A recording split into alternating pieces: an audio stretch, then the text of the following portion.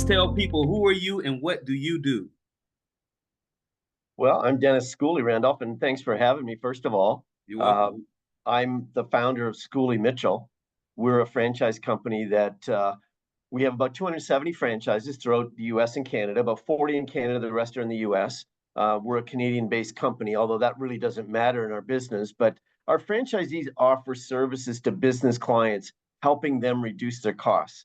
And there's sort of a special way that we do that in the sense that we don't charge any of our clients any fees up front at all. So they can get that free analysis, that free audit, that free review, whatever it is. And then our franchisee will share in the savings that they find for their client in 16 different cost categories. So that's what we do at Schooley Mitchell. I mean, that sounds like an easy decision to make. And I know you say it seems like you said being based in Canada is neither here nor there, but I guess it means that y'all are typically friendlier than most people. We're very nice. I would say that. Yeah. How long have y'all been doing this? Well, about 25 years or so now is when we started. I think it was actually 1998 when we first started offering the service. My background is in accounting. Not that this business has anything to do with accounting, but we had our own clients. We realized our own expenses were getting much higher than they should be. And when we reviewed our expenses, we realized we were paying 30% more than we should be. And we Mm, thought, aren't we stupid? And then we went, wait a minute here. If we're stupid, probably our 700 accounting clients are stupid too. mm. And so, I mean, I'm saying that tongue in cheek, of course, Randolph, but that's really how it got started. And then we grew it into a franchise system, shortly thereafter. Oh yeah, and you can say, I'm a business owner as well, and I know you can say stupid. You can even say failure. And us business owners, we almost smile, like because we understand that that's where our greatest lessons come from.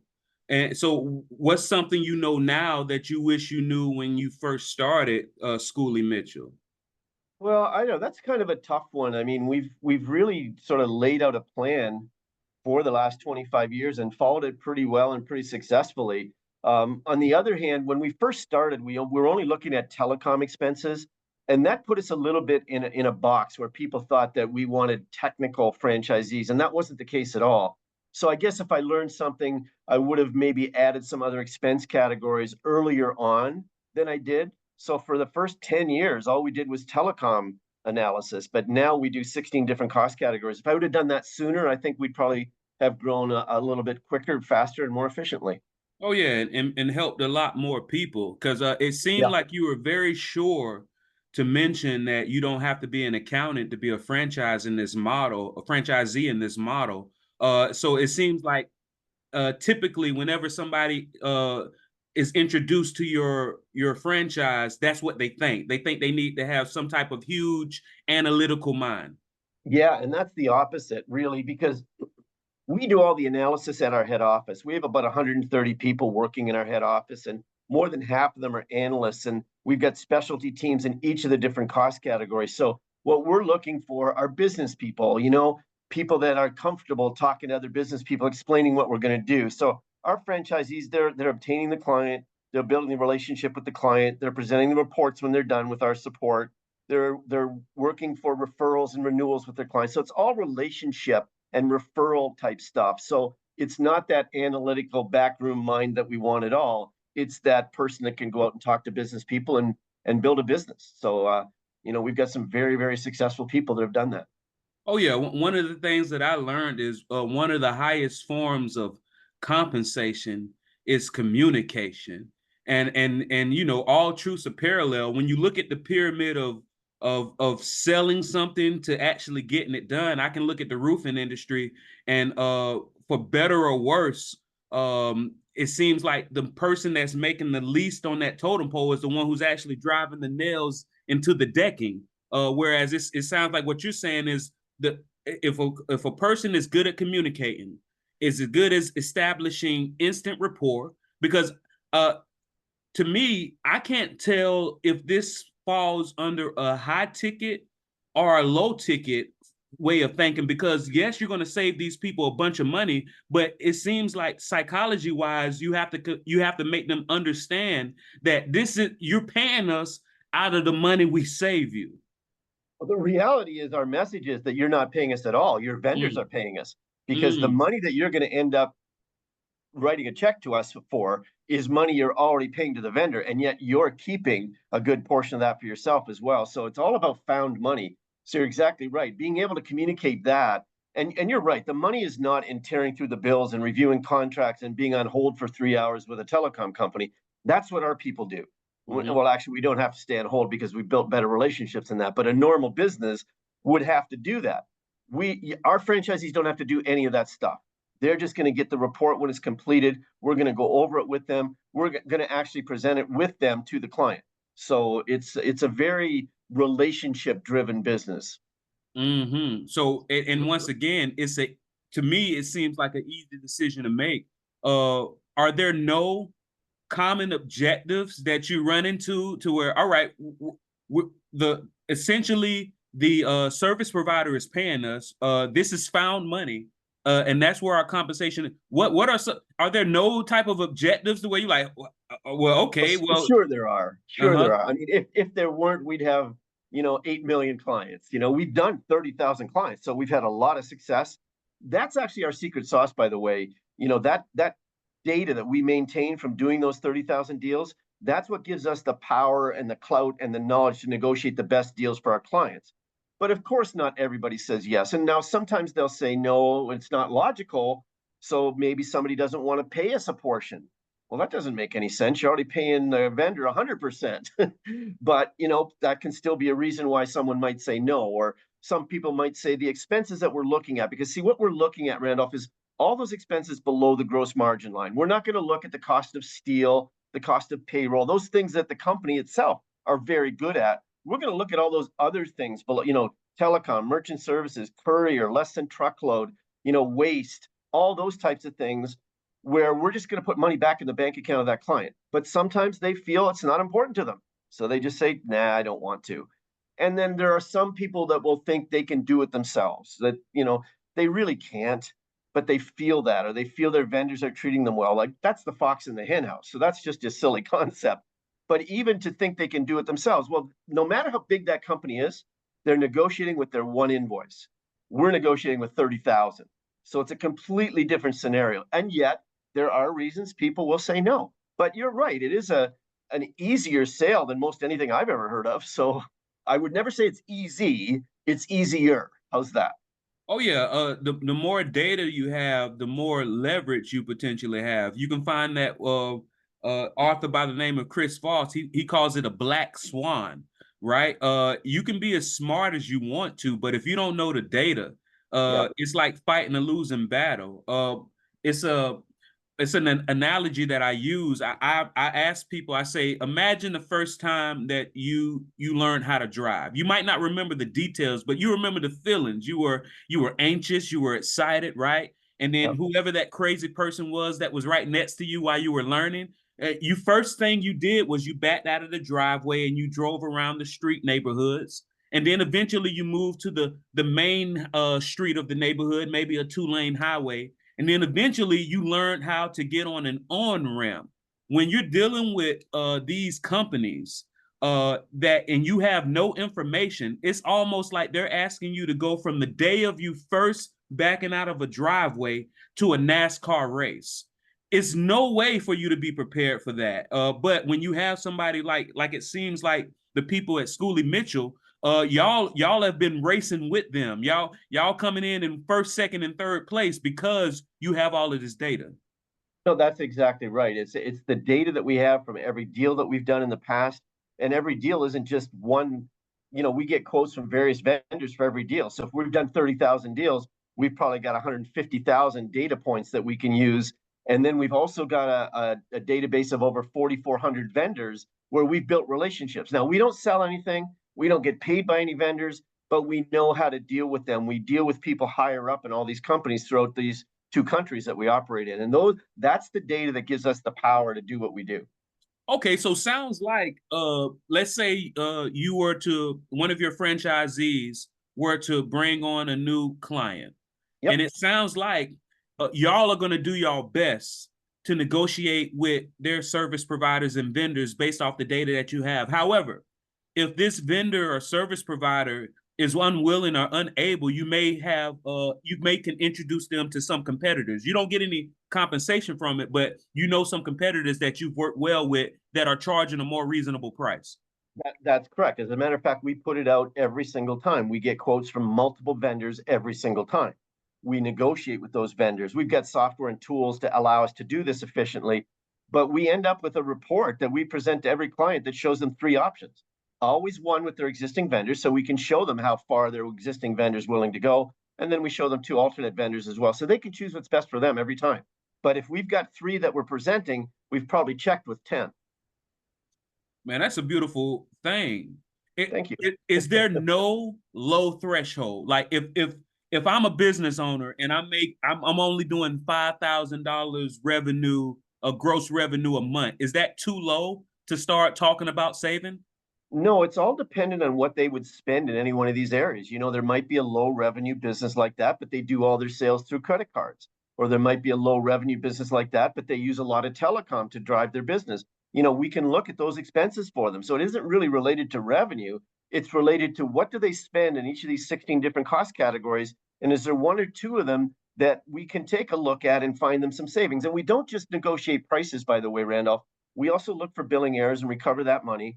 We look for redundant services. So if they're using things they don't really need or want or realize they're even paying for, we'll eliminate that. And then we'll get them better prices as well. So it's a full service. And we don't just do it once, we do it every month for 36 months in a row. So that's what we do for our clients. Wow, that's beautiful. What's the magic number about 36 months?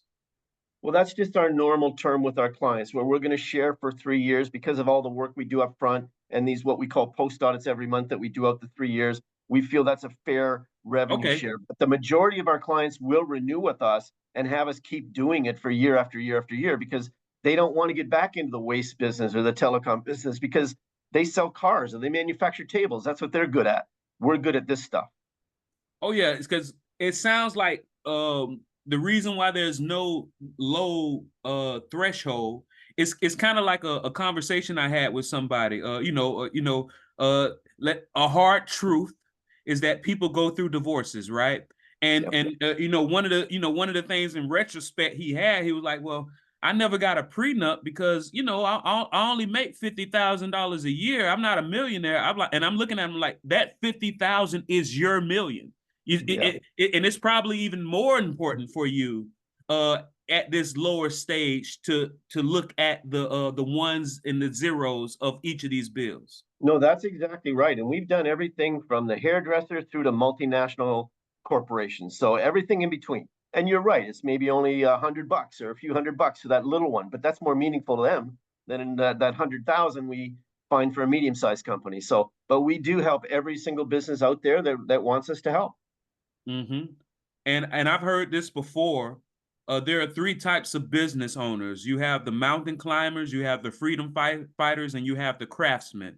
A craftsman is going to do everything that they can to do the best at what they do, but they might still be charging hourly. So it's kind of counterintuitive. They're getting better at what they do, but it's taking them less time to do it. So they're making less, but they're the best in the business. I think everybody knows like a handyman type craftsman that they'll call before they call anybody, and they're going to do a just as good, if not better, job. And then you have the freedom fighters, the people who are fighting for time. They're going to come up with so many different processes and value adds to where they can charge a premium for accomplishing a goal, let alone how much time it costs. And then you have the mountain climbers, the people who are going to keep setting and breaking every goal that they get to that next level. To me, I think franchise owners, franchisors are the mountain climbers. What made you decide to be a mountain climber and turn your successful business into a franchise? Well, it was a discussion that we had when we first started doing this because we knew we had something that businesses needed and that there was pretty much a void marketplace for this type of service out there. So we had to decide, did we want to, hire and fire and motivate people across two countries where we weren't in their location? Or are we better off to have a business model where a franchisee could build their own, they could be the mountain climber themselves within their own business and be responsible for themselves, and we would just take a small cut. And so we decided we're going to build a great system to support those people that want to climb those mountains, or just build something that's good for their family. And that's why that was the simplest decision that we could make, was that, and that's what we did. Now, I'm imagining after all of these years, y'all are probably engaged with marketing teams, right? PRs, maybe, maybe not. And your name, Schooley Mitchell, does not just invoke what y'all actually do. What are Right. some things that you? Because I'm pretty sure your franchisees like. All right, so nobody really knows what we do at Schooley Mitchell. What are some things that y'all have been doing to increase the awareness of what y'all actually do? Because Well, it's not in the name. no, and it's not. And actually it's funny you say that, because we went back to our franchisees after we had about 6 or 7 franchisees, and we could see that it was going to work. We went back to our franchisees and asked them what kind of name they would like to name this company, because we wanted to have something a little bit more coined, and they all came back, 100% came back, said we want to keep Schooley Mitchell Mm, because it's a professional sounding firm like Price Waterhouse, or that kind of thing. So we kept the name. But you're right, it is not a consumer facing brand. It's not, that's not our business. Our brand power is carried with the clout that we have with the vendors. So that's where our brand has very much power, not with, the McDonald's big M's on the street. That's not what kind of brand it is. Now, what do we do for our franchisees? And you mentioned different outsourced marketing. We actually have that all internally.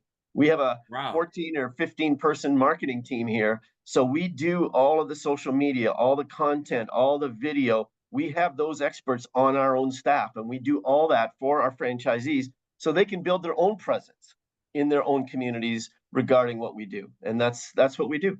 Okay, so how do the territories work with the people that you work with? Like, so if somebody were to come on to Schooley Mitchell, do they have the entire city, or does it even based off your business model being a B2B? Is that not how your territories are set up? Well, I love this question, because rarely enough in franchising, we don't have territories. So our Mm, franchisees can get clients anywhere they want in the United States or Canada. So there's no restriction at all in terms of how big a business can be built by a franchisee. Now, we do protect them. We have a registry system to protect their clients and their prospects, but we don't base it on geography. They can get clients. Now, most of them will build the majority of their business within driving distance of their house, 80%, but they'll have opportunities that will take them elsewhere, multi-location businesses, or an alumni or a friend or a relative or a summer home can take them all different places, and they have no restrictions that way. mm.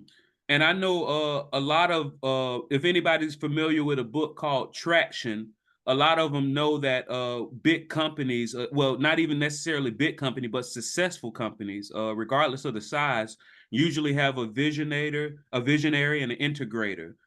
Is that not how the Mitchell and Schooley Mitchell, are you like the communicator, and Mitchell is the integrator? How does that work?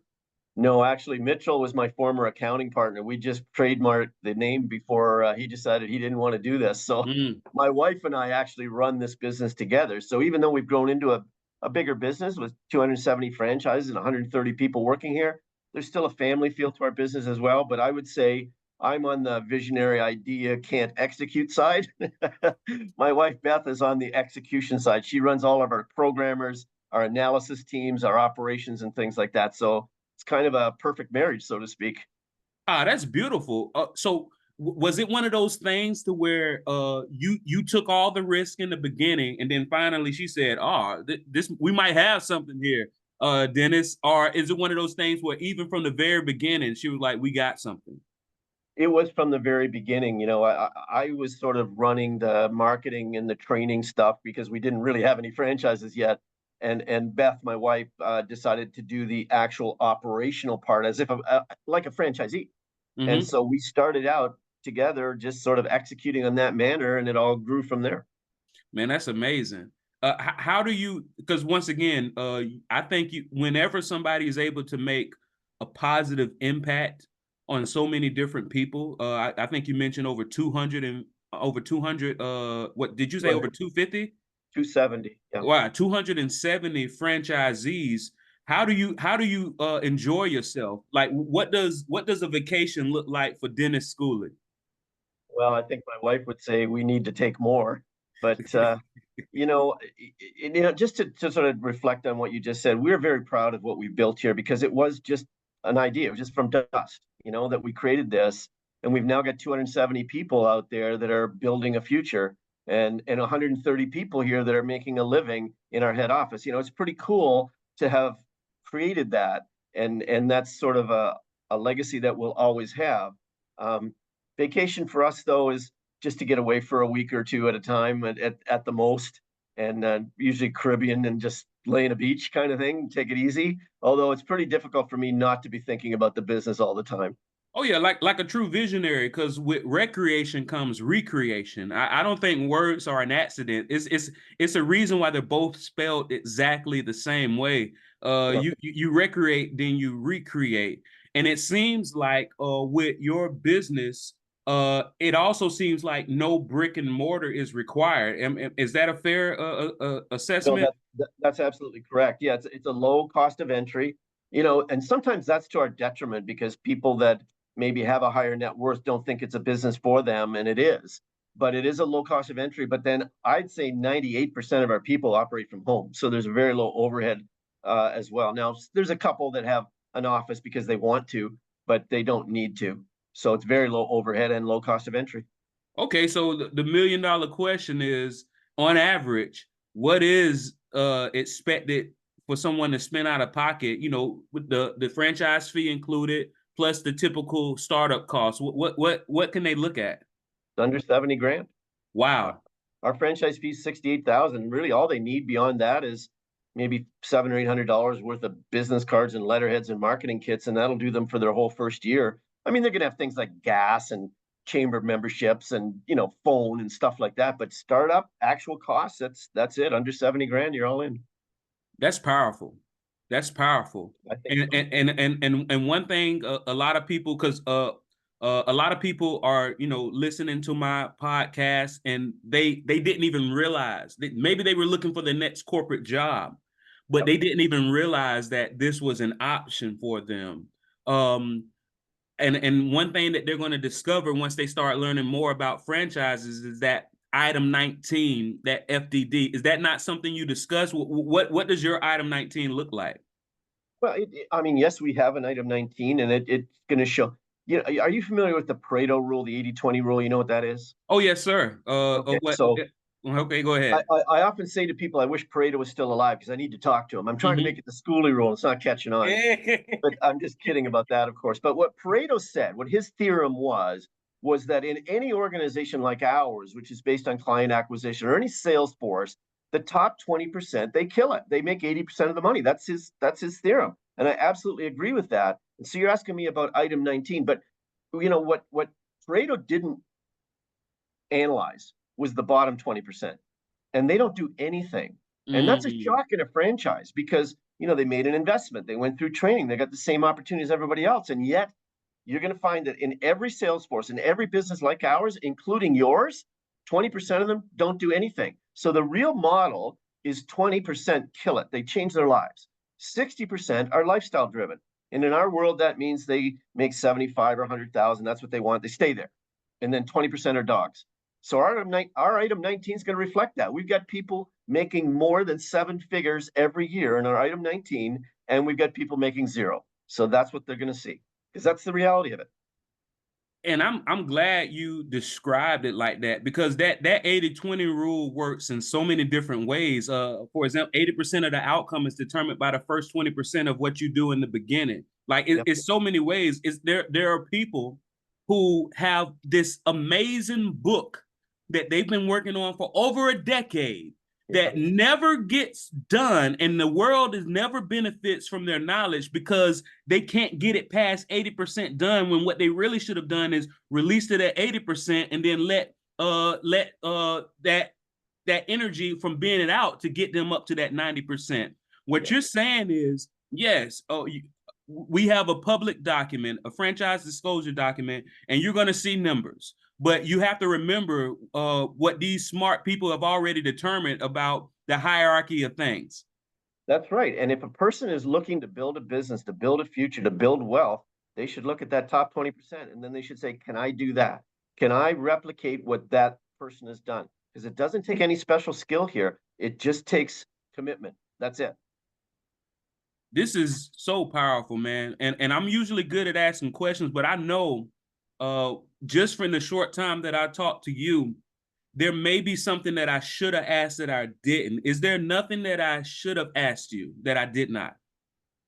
Geez, that's a tough one. I mean, I got a million things going through my head, and franchise candidates ask me that all the time, and I generally just say, no, listen, if you're answering the questions that you have in your mind right now, let me continue to provide additional information so you can craft more questions as you go along. So that's usually my response to that. So, there's lots of things I can talk about. There's things that are really important in our business, for example. So let me say you would ask me that. What makes you unique? Well, what I would say is one of the things that puts the power of what is going to be achieved in the hands of our franchisee more than any business I've ever heard of is the fact that we don't have territories, so they're not restricted by demographics. There's no effect from economic conditions, which is really rare. Most companies will tell me they're recession proof. They're really not, unless they're selling essential goods or services. They're not recession proof because disposable dollars disappear. Well, with us in a bad economic time, companies have to cut costs, and we don't charge money to do it. So we're 100% elastic to economic conditions, and there's very little competition doing what we do. Anybody that does anything similar to us are all going after those $100 million companies and up. We do that, but nobody's helping those car dealers, those dental clinics, those accounting firms, those wholesalers and manufacturers in every community. That's what we do. So in our world, the only thing that matters is that franchisee willing to put in 35 hours a week doing what we do. If they are, they're going to succeed, and they can get to really big numbers. If they're going to fake it and cut the grass and read the paper and take the kids to school 4 times a day, you got a problem. You're not going to make any money. You're not going to get any clients. So that's the only thing I would say.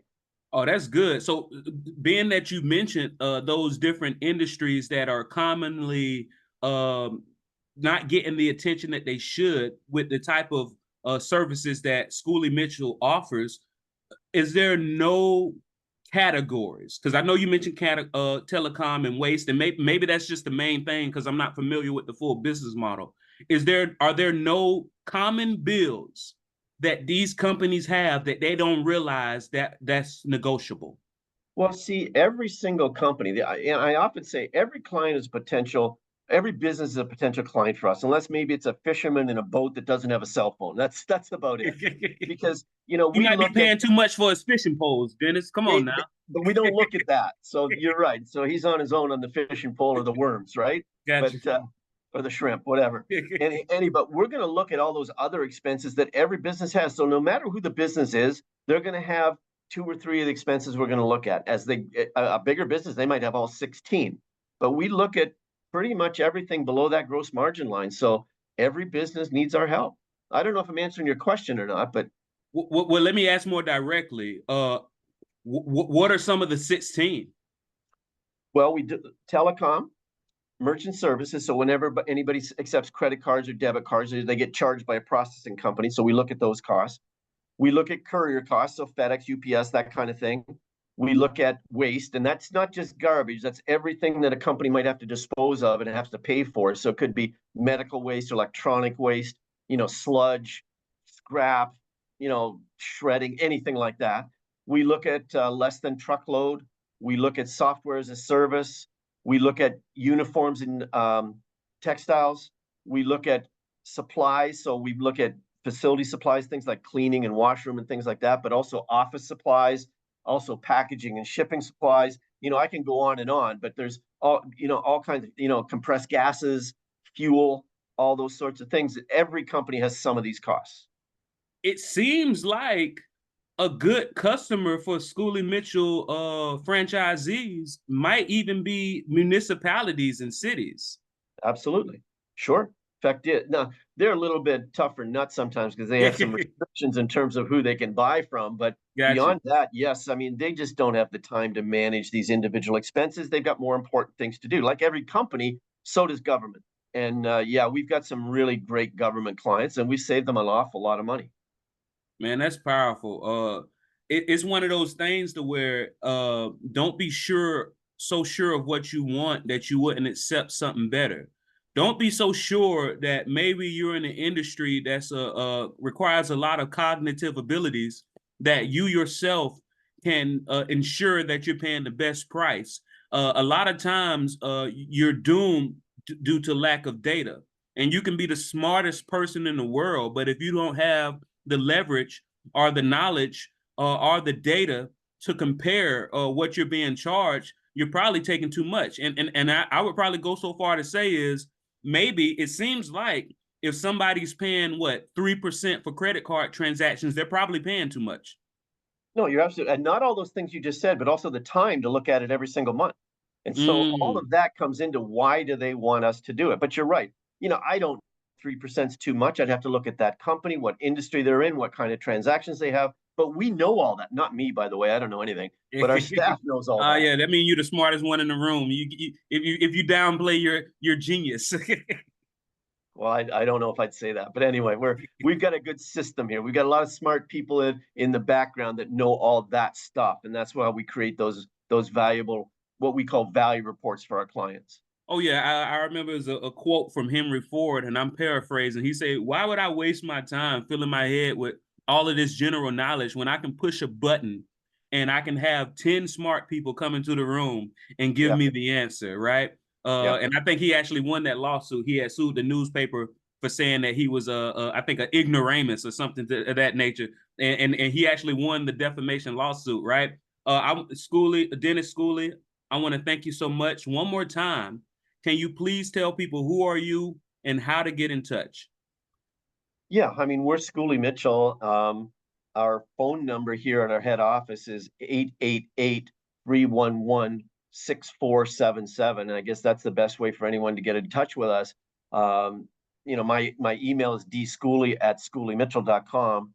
So that's really the way to get in touch with us. And really what we are is, you know, we're the profit keepers. That's what our franchisees say that. That's what they say. When someone asks what they do, the response is we're the profit keepers, which always entices that question. What does that mean?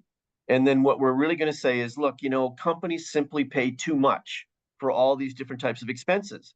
And that's what we do. We make sure none of our clients pay more than we should. So that's kind of the best way to capsulize it, Randolph. Oh yeah, and Dennis, as you know, I am a franchise consultant, so I'm glad I was able to get this knowledge about what your company does. Because I'm definitely going to start getting people to look at your business model and the low barrier to entry and the possibility of being able to have such a positive impact on the businesses around you. Because when you're able to save somebody so much money without them having to increase their additional outlay, it's going to start providing a lot of compliments. And then that's when it seems like if I was a franchisee of Schooley Mitchell, I would say, thank you. I love compliments. I appreciate compliments, but the best compliment is a referral. Schooley Mitchell, thank you so much. You're very welcome. Thank you so much, Randolph, for having me.